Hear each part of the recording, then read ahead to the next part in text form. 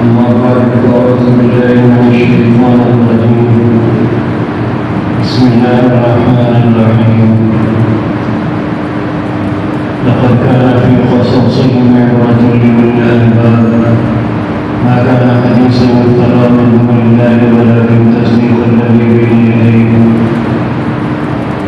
وتفصيل كل شيء ورحمة لقوم يؤمنون. صدق الله مولانا العلي العظيم وبلغنا رسوله النبي الكريم ونحن على ذلك من الشاكرين والشاكرين والحمد لله رب العالمين.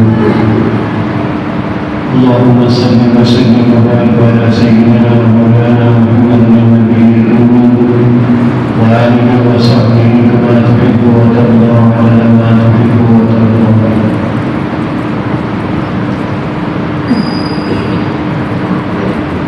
معزز حضرات محترم سامعین،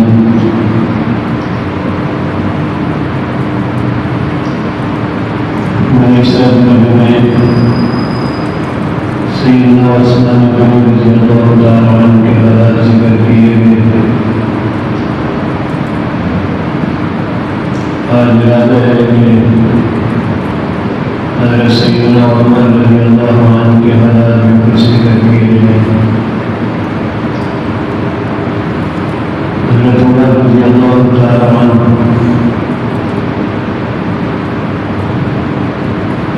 حضور اکرم صلی اللہ علیہ وسلم کے جانب سلام صحابی اور دوسری خلیفہ راشد حضور علیہ السلام کے پہلے خلیفہ حضرت ابوبکر صدیق رضی اللہ عنہ سے دوسرے خلیفہ حضرت عمر رضی اللہ تعالیٰ عنہ.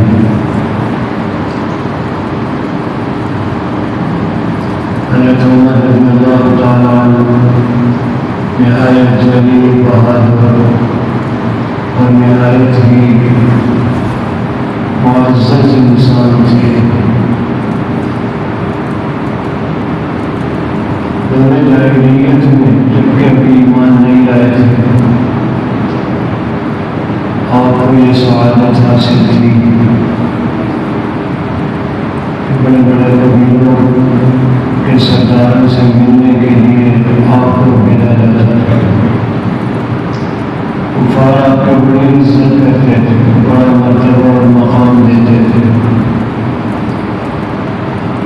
حضور علیہ السلام نے جب اعلان نبوت کیا، ابھی حضرت عمر رضی اللہ عنہ ایمان نہیں لائے تھے اور لوگوں کی طرح آپ بھی اسلام کی مخالفت کرنے لگے. مسلمانوں کو ایذا دینی اور تکلیف دینے میں آگے بڑھ رہے. پھر اللہ تعالیٰ نے ایسا کیا کہ نبوت کا 6 سال ہوا اور تقریباً 40-41 افراد مسلمان ہو گئے تھے. حضرت عمر رضی اللہ تعالیٰ عنہ کو بھی ایمان لانے کی توفیق ملی اور ان کے ایمان لانے کا واقعہ بہت عجیب ہے.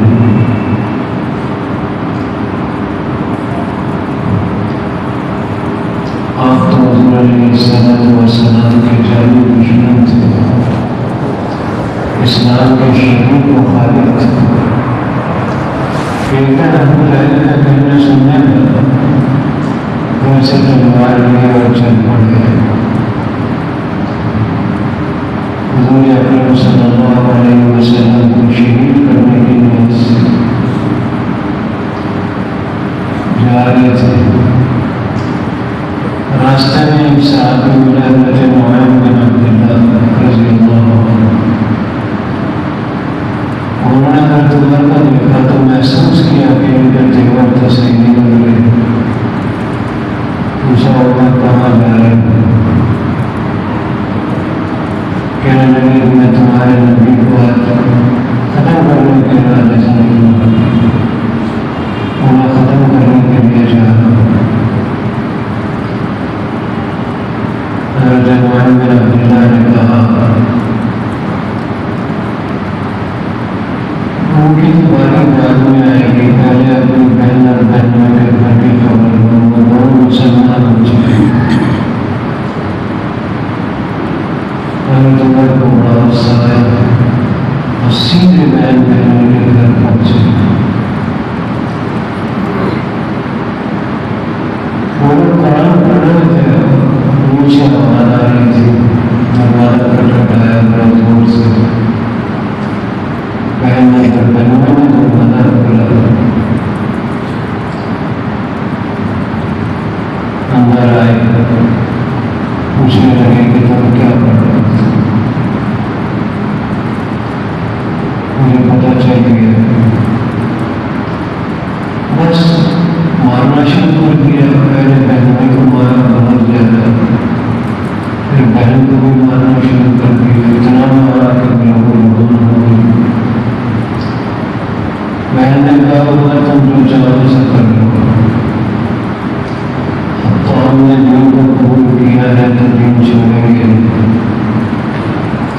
بہن کی حالت دیکھ کر اور یہ جواب سن کر کچھ نہیں دل میں آیا، اچھا تم کیا پڑھ رہے تھے، مجھے بھی دیکھا۔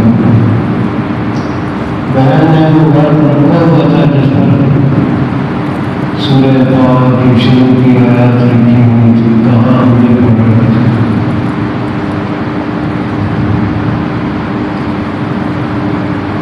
کہنے لگے مجھے میں خود پڑھوں گا۔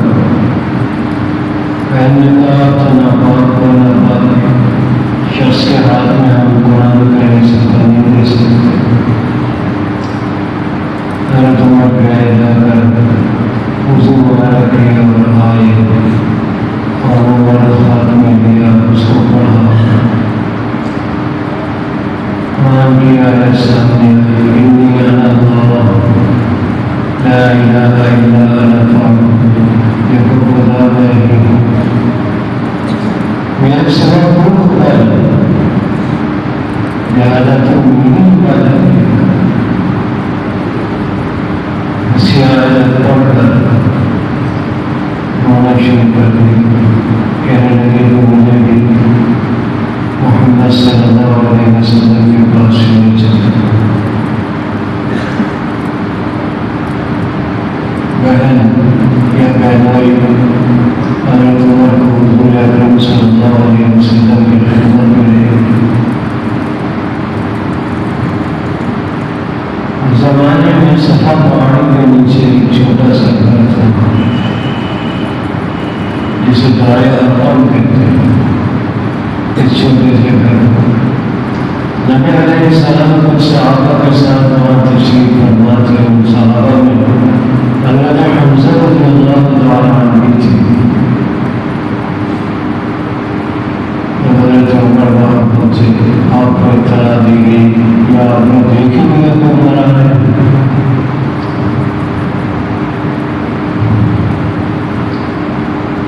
صحابہ تو سمجھ گئے۔ حضرت حمزہ نے کہا اچھے ارادے سے آئے ہیں تو خیر ہے، اور اگر ارادہ ان کا اچھا نہیں ہے تو انہیں کی تلوار سے ان کی گردن کو آئے۔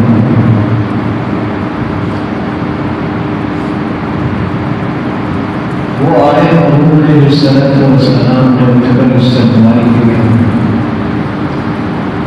پوچھا آپ کس ارادے سے آئے ہو؟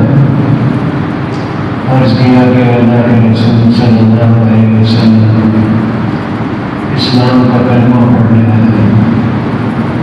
حضور علیہ السلام کا تو بڑی خوشی ہوئی اور حضور علیہ السلام نے زور سے تکبیر کہی، اس سے آس پاس کی جگہ بھی گونج اٹھی۔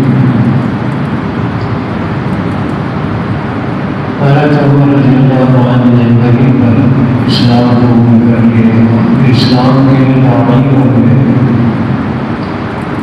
اس سے پہلے عرصے سے صحابہ کرام ایمان لا چکے تھے، وہ بیت اللہ کی اس کے سائے میں نماز پڑھنے سے محروم تھے۔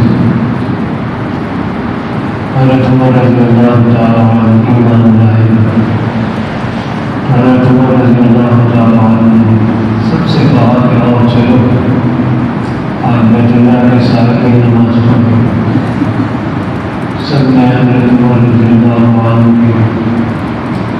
چل کر بیت اللہ کے سائے میں نماز پڑھی۔ حضرت عمر رضی اللہ تعالیٰ عنہ نے الگ اعلان اپنے اسلام کا اظہار کر دیا۔ حضرت عمر رضی اللہ عنہ کے ایمان لانے سے دین کو بڑی تربیت پہنچی، بہت دین پھیلنے پھولنے لگا۔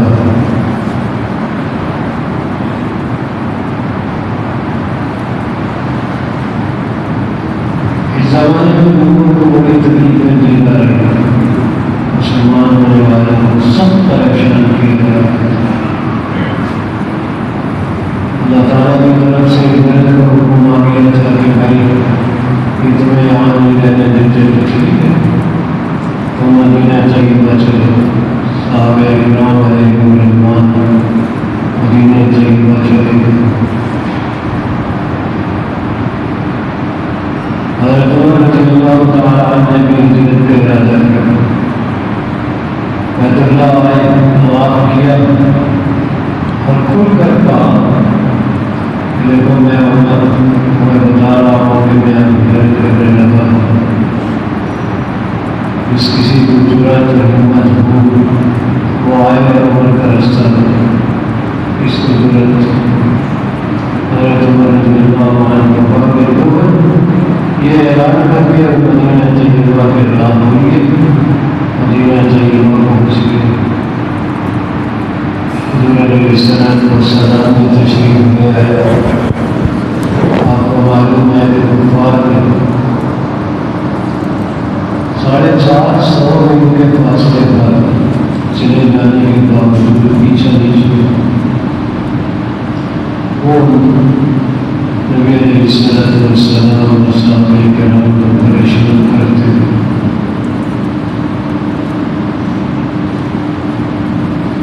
چنانچہ سنپور ہجری میں غزوہ احد کا معرکہ پیش آیا۔ غزوہ بدر کا سب سے پہلا جو معرکہ ہے وہ غزوہ بدر ہے۔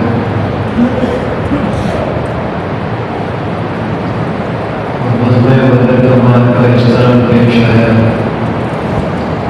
ابو سفیان کی ماتحتی میں ایک قافلہ ملک شام سے بدر لے کر مکہ مکرمہ جا رہا تھا، مدینہ سے گزرنا پڑتا تھا۔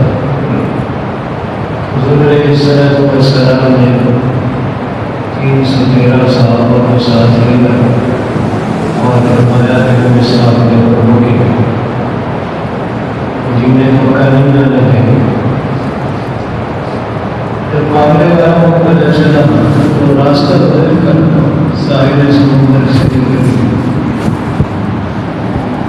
اور ادھر مکہ مکرمہ کے لوگ آ کر تھے، ان کو بھی پتہ چل گیا تھا کہ مسلمان ہمارے آنے والے قافلے کو روک رہے ہیں۔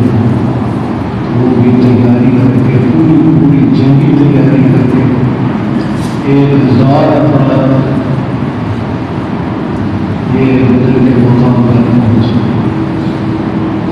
بدر تقریباً مدینہ طیبہ سے 150 کلومیٹر کے فاصلے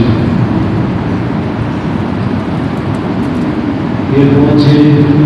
حضور علیہ السلام کو بھی پتہ چلا، آپ صلی اللہ علیہ وسلم کی حالت مبارکہ تھی، صحابہ سے مشورہ کرنے، صحابہ کرام سے مشورہ کیا، کثرت رائے سے فیصلہ یہ ہوا کہ ہمیں کفار کا مقابلہ کرنا، ٹھیک ہے ہمارا یہ مقابلہ نہیں۔ مقام بدر میں آپ جائیں گا وہاں آپ کو ایک بڑی مسجد ملے گی، مسجد عریش۔ حضور علیہ السلام کا خیمہ وہاں ہے۔ حضور اکرم صلی اللہ علیہ وسلم اس خیمے میں نماز پڑھتے رہے، اللہ سے حکم کر دعائیں کرتے رہے کہ یا اللہ یہ مٹھی پر مسلمان ہے میرے ساتھ، اگر یہ نہ رہے تو تیرا نام لینے والا کوئی نہیں رہے۔ بہت دعائیں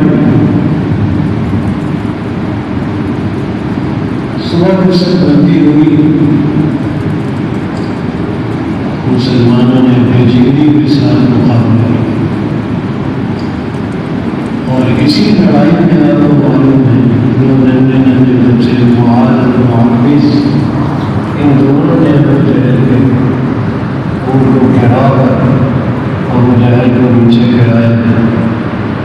اس کی گردن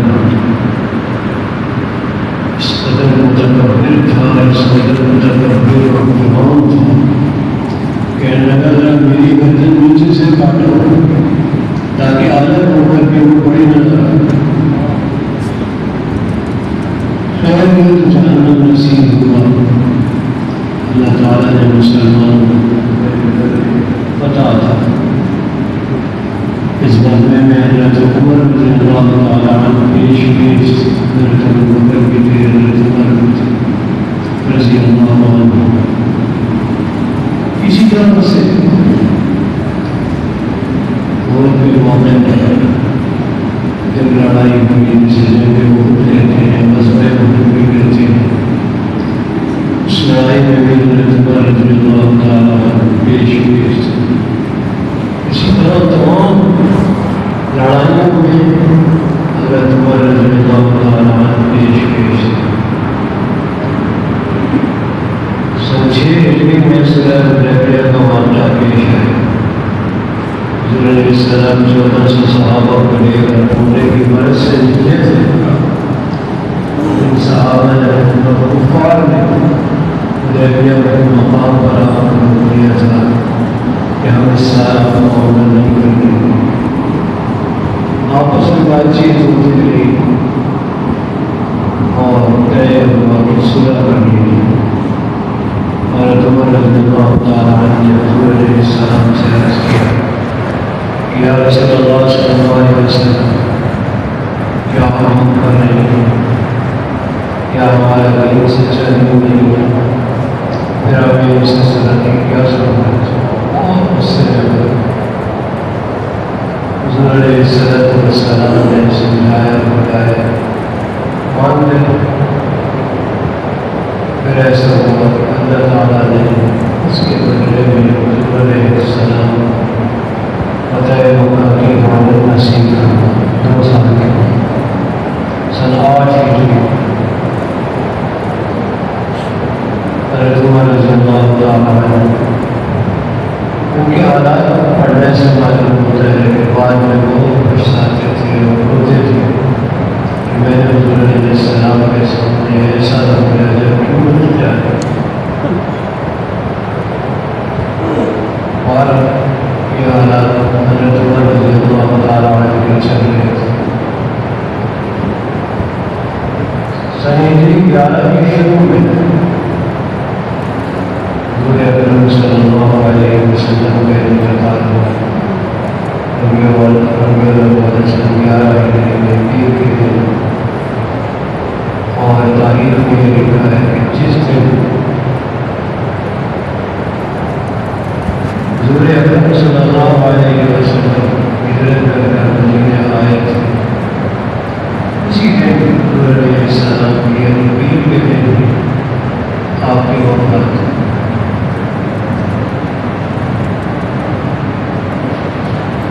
میرے محترم بھائی، حضرت عمر رضی اللہ تعالیٰ عنہ حضور علیہ السلام کے بعد حضرت ابوبکر رضی اللہ تعالیٰ عنہ کے ساتھ مل کر دین کی خدمت انجام دیتے رہے۔ اور آپ کو معلوم ہوگا کہ حضرت ابوبکر کے خلیفہ بنانے میں حضرت عمر رضی اللہ عنہ کا ہاتھ سب سے پہلے حضرت ابوبکر کے ہاتھ پر بیعت خلافت جو کی حضرت عمر رضی اللہ عنہ نے کی، اس کے بعد اور صحابہ کرام حضرت ابوبکر رضی اللہ تعالیٰ عنہ کی وفات کا وقت قریب ہوا۔ اور یہ باتیں اللہ کی طرف سے قدرتی ہیں کہ حضور علیہ السلام کی عمر 63 برس تھی، اسی طرح حضرت ابوبکر رضی اللہ عنہ کی عمر بھی 63 برس، اور حضرت عمر رضی اللہ عنہ کی عمر بھی 63 برس۔ عجیب اتفاق۔ حضرت ابوبکر رضی اللہ تعالیٰ عنہ نے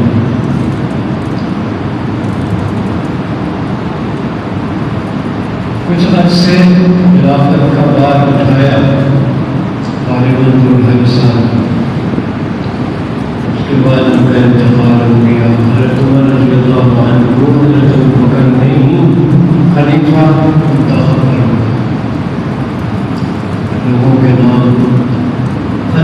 کہا کہ میں نے تم پر امت کے سب سے افضل ترین آدمی کو خلیفہ بنایا.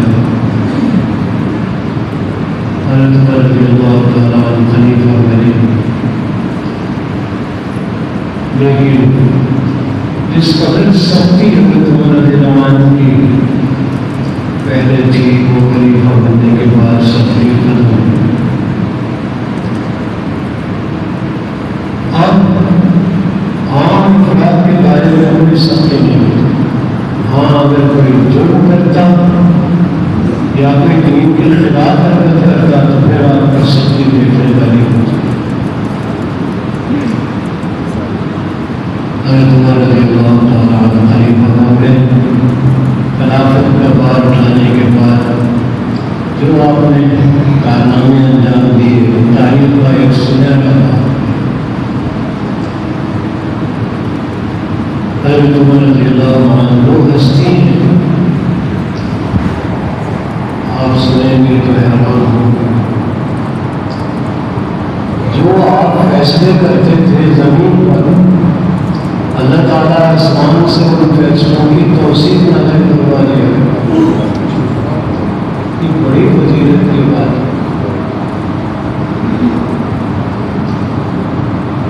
حضرت عمر رضی اللہ تعالیٰ عنہ دیکھتے تھے ازواج مطہرات کی بغیر پردے کے بازاروں میں آتی جاتی. آپ کو یہ بات گوارا نہیں گزرتی تھی. عرض کیا گیا رسول اللہ صلی اللہ علیہ وسلم امہات المؤمنین کو حکم دیجیے کہ وہ پردے کے اندر رہ کر آئے. اللہ کی طرف سے حکم نازل ہوئی. وقرن فی بیوتکن ولا تبرجن تبرج الجاہلیۃ الاولی. یہ گھروں میں رہنے اور پہلی جاہلیت کی طرح سے دور دور نہ گرے. بے برقع ہو کر نہ گرے. ازواج مطہرات حکم ہو گیا پردے میں پردہ کر لے. حضرت عمر رضی اللہ تعالیٰ عنہ بیت اللہ کے پاس مقام ابراہیم کو دیکھتے تھے تو جذبہ ہوتا تھا کہ کسی طرح سے یہ مقام ایسا بنا دیا جائے کہ یہاں جو بھی آئے آواز پڑے. اللہ کی طرف سے حکم آ گیا واتخذوا من مقام ابراہیم مصلی. مقام ابراہیم کو نماز کی جگہ بنا دو. یعنی جو بھی طواف کرے چاہے حج کا کرے چاہے عمرے کا کرے اس کے لیے ضروری ہے کہ یہاں آ کر 2 رکعت ضرور پڑھے. تو 2 رکعت اگرچہ کہنے کا نفل ہے لیکن پڑھنا ہوگا تو 2 پڑھے. حضرت عمر رضی اللہ تعالیٰ عنہ کا یہ جذبہ گویا اللہ تعالیٰ آپ کے فیصلوں سے خوش ہوتے. بدر کے پہلے حضور نے صلوات و سلام پکڑ کر لائے. بڑے بڑے 70 سردار تھے بدر میں جو کافروں کے قید ہوئے تھے. ان کے بارے میں حضور نے السلام نے مشورہ کیا کہ کیا کیا جائے. آپ صلی اللہ علیہ وسلم کی رائے یہ تھی کہ ان سے فدیہ دے کر انہیں چھوڑ دیا. صحابہ کی رائے بھی یہی ہے کہ چھوڑ دیا جائے. لیکن حضرت عمر کی رائے یہ ہوئی کہ نہیں انہیں چھوڑا نہ جائے بلکہ ان کے رشتے داروں میں یہاں موجود جو ہو وہ اپنے رشتے دار کو اپنے ہاتھ سے پکڑ لیں. یہ حضرت عمر رضی اللہ عنہ کی رائے. حضور علیہ السلام لیکن فیصلہ بارہ حضور علیہ السلام کی رائے پر ہوا. اللہ کی طرف سے آیت کریمہ نازل لولا کتاب من اللہ سبق لمسکم فیما اخذتم عذاب علیم. اگر اللہ کی طرف سے پہلے سے کوئی نوشتہ نہ ہوتا تمہیں دردناک عذاب آ کر چھوٹا. حضور علیہ السلام نے فرمایا کہ میں دیکھ رہا تھا کہ خدا کا عذاب چل پڑا ہے. اگر آج ہم نے وہ نہ ہوتے تو عذاب آ جائے.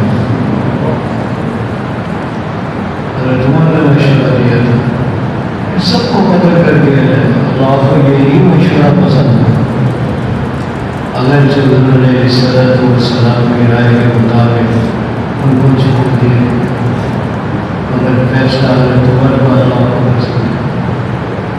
تو میں عرض کر رہا تھا کہ حضرت عمر رضی اللہ تعالیٰ عنہ کی چاہت ہوتی تھی، جو فیصلہ فرماتے تھے اللہ تعالیٰ اس کو آسمان سے حکم منا کر نازل کرتا۔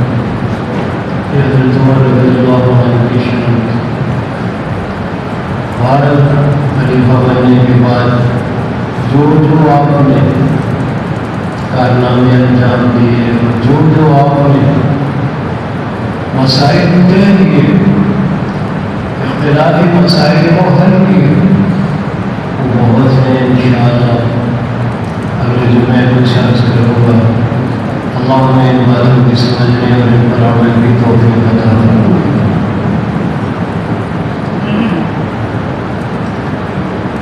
بھائی نے پرچی دی ہے کہ میں سب پریشان ہوں، میرے لیے دعا کرتے ہیں۔ بھائی کون پریشان کی ہر ایک سے جان کے پوچھو، بجلی کے بل میں ہے وہ ایٹم بم بن کر گر رہے ہیں، اتنی تنخواہ ہوتی ہے اتنا ملا ہے۔ ان لوگوں کو خدا کی مار خدا ہے مبارک ہے، انہوں نے عوام کو جنہیں مار کر